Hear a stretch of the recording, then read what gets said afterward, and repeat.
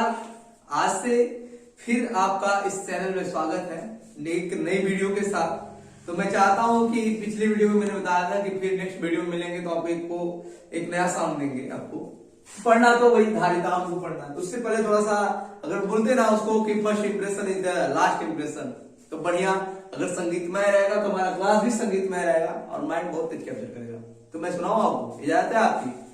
शारदा भवानी राखा सभा बीच पानी, हो बानी असरे में हो, बानी असरे में हो, हमारा गाँवे आई जई तू ए माई, बचावा के लजिया बचाई जई तू ए माई, बेटावा के लजिया बचाई जई तू। ठीक है, नेक्स्ट और मिलेंगे तो और गाना सुनाएंगे।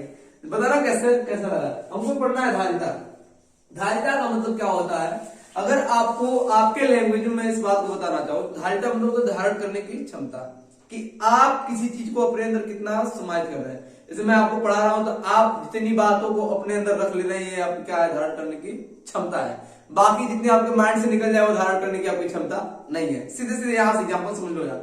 ठीक है, तो धारिता का मतलब क्या होता है कि मान लीजिए मैं दूसरा एग्जाम्पल आपको दूं, यहां कोई 5 लीटर का बर्तन है। कितने लीटर का बर्तन है भाई? 5 लीटर का। अगर इसमें मैं पानी मिलाऊं, ठीक है, तो यह 5 लीटर तक अपने अंदर समाहित करेगा और आफ्टर सम टाइम, कुछ समय बाद इसमें से यह ओवरफ्लो करने लगेगा। तो मतलब हम कह देंगे कि अब यह अपने अंदर पानी को नहीं रख सकता, अर्थात इसकी क्षमता जो कितनी थी, 5 लीटर। ठीक है, कितनी क्षमता थी इसकी? 5 लीटर। उसी प्रकार से कि कोई चालक अपने अंदर जितने आवेश को समाहित कर लेता है वही उसकी क्या है, धारिता है। क्लियर है? ठीक है। एक बात और हमारे बीच में आता है कि आप एक चीज और पढ़े होंगे विभव वाले चैप्टर में, V प्रोपोर्शनल टू Q। और एक इसमें देखिए कि अगर मान लीजिए इसको हम आवेश माने, आवेश का तल माने, ठीक है, तो आवेश के तल को विभव कहते हैं। तो जैसे जैसे जैसे जैसे तल बढ़ रहा है, इसका मतलब क्या है, इसके विभव में क्या हो रही है, वृद्धि हो रही है। तो मैं आवेश को बढ़ाऊंगा तो विभव बढ़ेगा, Q प्रोपोर्शनल टू V। ठीक है, तो अगर मैथमेटिकल रूप से देखें, मतलब गणितीय रूप से देखें, तो यह दोनों बात से, Q प्रोपोर्शनल टू V तो V प्रोपोर्शनल टू Q। ये तो वही बात हो गई ना कि आप लिख दें कि X प्रोपोर्शनल टू Y और Y प्रोपोर्शनल टू X। कोई कंफ्यूजन है यहाँ तक? नहीं। आप ऐसे ये तो बात हो गई। कहेंगे सर तो इसमें क्या क्या दिक्कत है कि अपनी इसको मुझे क्यों पढ़ा रहे हैं, क्या जरूरत है वही पढ़ने की? है, जरूरत है, बिल्कुल जरूरत है। क्योंकि अगर असली वास्तव पहुंचना है तो उस बात को जानना है। देखिए, यह मैथमेटिकल रूप से दोनों बात सही है, लेकिन साइंटिफिक रूप से देखा जाए तो यह बात रास नहीं आती, यह बात रास आती। मतलब यह बात सही है, यह बात क्या है, गलत। क्योंकि अगर आप विभव वाले चैप्टर में पढ़े होंगे कि जो V है वह Q पे निर्भर करता है, ठीक है, उसके माध्यम के परावैद्युतांक पे निर्भर करता है, बीमा पे निर्भर करता है, मतलब R² पे निर्भर करता है। लेकिन जरा चलिए इसके हिस्ट्री पे चलते हैं, जहां से हम लोग विभव को स्टार्ट किए थे। कि आपने डेफिनेशन एक पढ़ा होगा कि किसी एकांक आवेश को अनंत से विद्युतीय क्षेत्र के भीतर लाने में किया गया कार्य क्या कहलाता है, विभव कहलाता है। तो सबसे पहले देखिए कौन आ रहा है, आवेश आ रहा है कि विभव? सबसे पहले आवेश आ रहा है, इसीलिए यह सही है, Q प्रोपोर्शनल टू V, न कि V proportional to Q। Clear है? बात समझ में आई? ठीक है, तब यहां से हम कर सकते हैं, इसको मैं मिटा दे रहा हूं।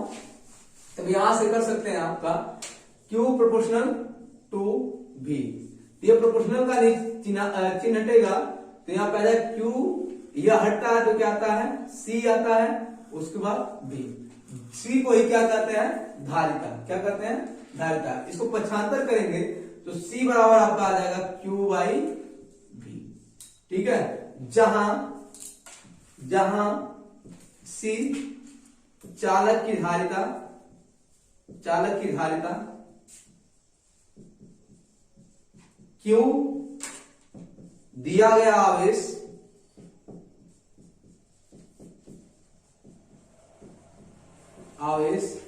V उत्पन्न विभव, आवेश देंगे तो भाई विभव उत्पन्न होगा। ठीक है, अब यहाँ पे डेफिनेशन बनाना है कि आप किसी चालक की धारिता किसको कहेंगे एकेडमिक भाषा में। नॉर्मली तो हम अपने लैंग्वेज में समझ लिए कि अगर कोई चालक जितने आवेश को अपने अंदर समाहित करता है, कि जितने आवेश को लेता है वही उसकी क्या है, धारिता है। जैसे आप 5 रोटी खाते हैं तो ये आपकी क्या है, धारिता है, धारण करने की क्षमता है। क्लियर है? ठीक है, अब देखिए डेफिनेशन कैसे बनाएंगे। कितनी किताबें लिखती हैं, ऐसे लिखती हैं यहां से कि आवेश तथा विभव के अनुपात को क्या करते हैं, धारिता करते हैं। यह भी सही है, मैंने कहूंगा गलत है, लेकिन यह एक लिमिटेड सेंस के लिए, एक सीमित भाव के लिए, ठीक है, मतलब बहुत बड़े पैमाने में सत्य नहीं है, एक लिमिटेड सेंस के लिए यह बात सही है। किसी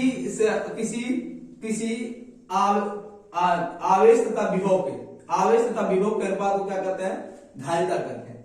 मतलब किसी चालक की धारिता वो कराएगी तो ऐसे करेंगे कि Q तथा V के अनुपात को क्या करते हैं, धारिता करते हैं। दूसरा डेफिनेशन आप कैसे बना सकते हैं, जरा गौर फरमाइएगा।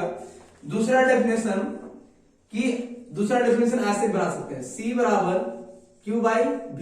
मैं आपको ओरिजिनल तक लेकर चलूंगा, ठीक है, कि असली बात क्या है। यह अभी डेफिनेशन सही है, लेकिन एक लिमिटेड सेंस के लिए। यह भी मैं दूसरा डेफिनेशन बनाऊंगा, वह भी एक लिमिटेड सेंस के लिए सही है। तो सही क्या है वह आपको तीसरे बार में बताऊंगा, पहले दूसरा देख लीजिए। आप देखिए, इफ V बराबर आप 1 रख दें, V बराबर क्या रख दो भाई, 1। अगर V बराबर 1 रख दिए तो यहां से आ गया क्या, C is equal to Q। आ गया कि नहीं? तो ऐसे कर सकते हैं कि किसी चालक पे दिया गया वह आवेश जो 1 वोल्ट का विभव उत्पन्न कर दे, ठीक है, जो 1 वोल्ट का विभव उत्पन्न कर दे, वही उस चालक की क्या कहलाती है, धारिता कहलाती है। ऐसे भी डिफिनेशन दे सकते हैं, ठीक है। क्या दूसरी लैंग्वेज में ऐसे कह दे, किसी चालक पे 1 वोल्ट का विभवांतर उत्पन्न करने के लिए जितने आवेश की मात्रा की आवश्यकता होती है, वही उसकी क्या कहलाता है, धारिता कहलाता है। दूसरा डेफिनेशन आप ऐसे भी लिख सकते हैं। लेकिन अगर देखिए यहां पे कोई एक गोला है, ठीक है, मैं उस पे प्लस Q कूलम का आवेश दे रहा हूं। कितने कूलम का, प्लस Q कूलम का आवेश दे रहा हूं। अगर इसका वोल्टेज मान लीजिए प्रारंभिक वोल्टेज 12 वोल्ट है, मैं इसमें 1 वोल्ट की वृद्धि करना चाहता हूं। कितने वोल्ट का, 1 वोल्ट का वृद्धि करना चाहता हूं। तो इसको मैं प्लस Q कूलम का आवेश दिया, तो इसके 1 वोल्ट में क्या होगी, वृद्धि होगी। यह कितना हो गया, 13 वोल्ट हो गया, ठीक है। तो इसका डेफिनेशन हम लोग वही से बनाएंगे, तीसरा वाला डेफिनेशन, कि कहेंगे यहां से कहेंगे कि किसी चालक की धारिता, ठीक है, आवेश के उस मात्रा के बराबर होता है जो उसके इकाई विभव में क्या करे, वृद्धि करे। इकाई विभव कहेंगे भाई, ठीक है, इकाई विभव में क्या करे, वृद्धि करे। चाहे ऐसे भी कर सकते हैं कि इकाई विभव में वृद्धि करने के लिए आवेश की जितनी मात्रा की आवश्यकता होती है, वही उसकी क्या है, उस चालक की क्या है, धारिता है, ठीक है। तो ये वाला लैंग्वेज आप लिखिएगा, फिर से आप स्क्रीनशॉट ले लीजिए इसका, ठीक है, आपको लेना हो, मैं आपको नॉर्मली वो लैंग्वेज बोल दे रहा हूं, आप लिख लीजिए, ठीक है, कि किसी चालक की धारिता आवेश के उस मात्रा के बराबर होता है जो उसके इकाई विभव की वृद्धि के लिए आवश्यक हो, ठीक है, इकाई विभव की वृद्धि के लिए क्या हो, आवश्यक हो। यह डेफिनेशन है, आप लिख लीजिए, ठीक है। मैं इसको इरेज करूंगा और आपको नेक्स्ट यहां पे हम 1 फैराड का जो है, यहां तक स्क्रीनशॉट ले लीजिए, ठीक है, बैठ जा रहा हूं, स्क्रीनशॉट ले लीजिए। अब देखिए यहां से हो गया, इतना हो गया, ठीक है। अब इसको मैं इरेज करके आपको 1 फैराड का डेफिनेशन बताऊंगा। हम लोग इसकी बीमा निकालते हैं और देखेंगे धारिता कैसी आती है, ठीक है, कि उसका मात्रक क्या होता है। पहले अब एक बात जान लीजिए, धारिता का जो मात्रक होता है वो क्या होता है, फैराड होता है, ठीक है। अभी हम लोग 1 फैराड का डेफिनेशन बनाएंगे और दूसरा इसका जो होता है मात्रक, ये क्या हो सकता है कि कूलाम प्रति वोल्ट, यह भी हो सकता है, या फैराड, ठीक है। यहां से इस तरीके से हो गया आपका। चलिए और देखिए, यह एक अदिश राशि है। धारिता क्या है, धारिता यह एक अदिश राशि है। कैसी राशि है भाई, अदिश राशि। क्लियर है, ठीक है। अब हम लोग निकालेंगे धारिता की बीमा, धारिता की बीमा, धारिता की बीमा क्या होगा भाई, आ जाओ भाई सी यहां पे कर दो, ठीक है। क्यू, क्यू बराबर क्या होता है तुम्हारा, ठीक है, कूलाम लिख दो भाई, चलो भाई कूलाम लिखते हैं। अब भी बराबर क्या हो जाएगा तुम्हारा, भी बराबर क्या होता है, डब्ल्यू बाई क्यू होता है ना, यहां से कर सकते हैं जूल प्रति कूलाम, ठीक है, जूल प्रति कूलाम, जूल प्रति कूलाम, ठीक है। कूलाम ऊपर चलेगा, सी बराबर क्या आ जाएगा आपका, कूलाम स्क्वायर बट्टे जूल, ठीक है।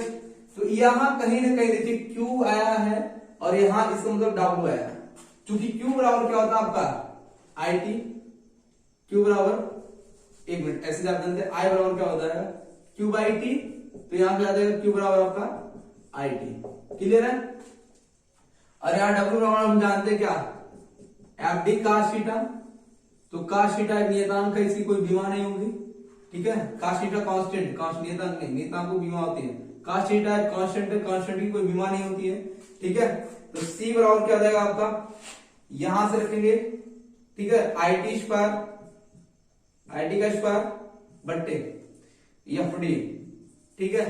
अब वैल्यू पुट करिए इसका, आई, आई मतलब क्या है, धारा है, तो यहां से आएगा सी बराबर आपका आ जाएगा क्या, आई की जगह पे आप क्या रखेंगे, यहां आ जाएगा आपका आई, आई स्क्वायर टी स्क्वायर बट्टे एफ डी, फिर इसको आगे बढ़ाएंगे, फिर आपका सी बराबर क्या आ जाएगा भाई, आई की जगह पे आप क्या रख सकते हैं, ए पे 2, टी की जगह पे बीमा सी, टी पे 2। अब बल की बीमा जानते हैं क्या होता है, एम एल टी पे -2, ठीक है, एम एल टी पे -2, और डी का बीमा क्या हो जाएगा एल, ठीक है। इधर सॉल्व करिए, ऊपर मैं इसको खींच के ला रहा हूं जरा, इसको मैं ऊपर ला रहा हूं यहां से, ठीक है। अब सी बराबर आपको क्या आ जाएगा, ए पे 2, ठीक है, टी पे 2 बट्टे, यहां से आपका आ जाएगा एम एल पे 2 टी पे -2, ठीक है। अब सारे को ऊपर ले चलो, या टोटल ऊपर ले चलो, सी बराबर क्या आएगा तुम्हारा, ए पे 2 टी पे ऊपर आएगा प्लस जाएगा, टी पे क्या आ जाएगा 4, ठीक है। यम इधर रहेगा, ठीक है, इधर फिर से कर लो, यम पहले यम रहता है, यम पे -1, ठीक है, ए पे 2, टी पे ऊपर जाएगा प्लस जाएगा, टी पे 4, ठीक है, और यहां एल ऊपर जाएगा तो क्या आ जाएगा माइनस आएगा, ठीक है। तो फिर से इसको ऐसे सही क्रम में कर लो, यम के बाद एल आता है, ठीक है, तो ऐसे हो जाएगा तुम्हारा सी बराबर एम पे -1, ठीक है, एल पे -2, टी पे 4 ए स्क्वायर, ये इसकी क्या होगी, बीमा होगी, ठीक है। इस क्रम में किसी क्रम में रखिए, आप उस क्रम से मतलब नहीं है, ठीक है, सुटेबल लगे आपको इसीलिए मैंने ऐसे लिख दिया है, ठीक है। ये इसकी क्या होती है, बीमा होती है, नोट डाउन कर लीजिए, स्क्रीनशॉट ले लीजिए आप, ठीक है, स्क्रीनशॉट ले सकते हैं ताकि आप मैं एरो बना लिया जगह जैसे आप समझ सकते हैं, ठीक है, स्क्रीनशॉट ले लीजिए। अब चलिए देखेंगे कि सी क्या बना है, क्यू बाई वी, सी बराबर क्या होता है, क्यू बाई वी, यह क्यू और वी से बना है, लेकिन इन बातों पे निर्भर नहीं करता है, ना सी ना क्यू पे निर्भर करता है, ना बी पे निर्भर करता है। जिस प्रकार से जो प्रतिरोध होता है, ठीक है, रो बराबर क्या होता है, आर ए बाई एल होता है ना, ठीक है, रो बराबर आर ए बाई एल होता है, और एक होता है कि भी बराबर क्या होता है, आई आर, ठीक है, आई आर, ठीक है। यहां से आर का वैल्यू निकालिए तो आपका आ जाएगा भी बट्टे आई, तो यह आर जो है भी पे नहीं निर्भर करता, ना ही आई पे निर्भर करता है। निर्भर किससे करता है, देखिए ऐसे पक्षांतर करेंगे तो आपका आ जाएगा रो एल बाई ए, इन बातों पे निर्भर करता है। उसी प्रकार से जो धारिता होती है वह क्यू और भी पे निर्भर नहीं करता, क्यू और भी पे निर्भर नहीं करता, तो करता किन बातों पे है, आगे इसको मैं बताऊंगा आपको, ठीक है। आप मेरे संग बने रहिए, ठीक है। देखिए भाई क्लास लंबा होता है, अगर आप एक एक चीजों को जानेंगे गहराई से, ठीक है, तो आप मेरे संग बने रहिए, ऐसी चीजें आपको मिलती रहेंगी, ठीक है। तो स्क्रीनशॉट ले लीजिए इसका। नेक्स्ट अभी हम लोग आगे बढ़ते हैं, यहाँ तो स्क्रीनशॉट ले लीजिए, चलते हैं।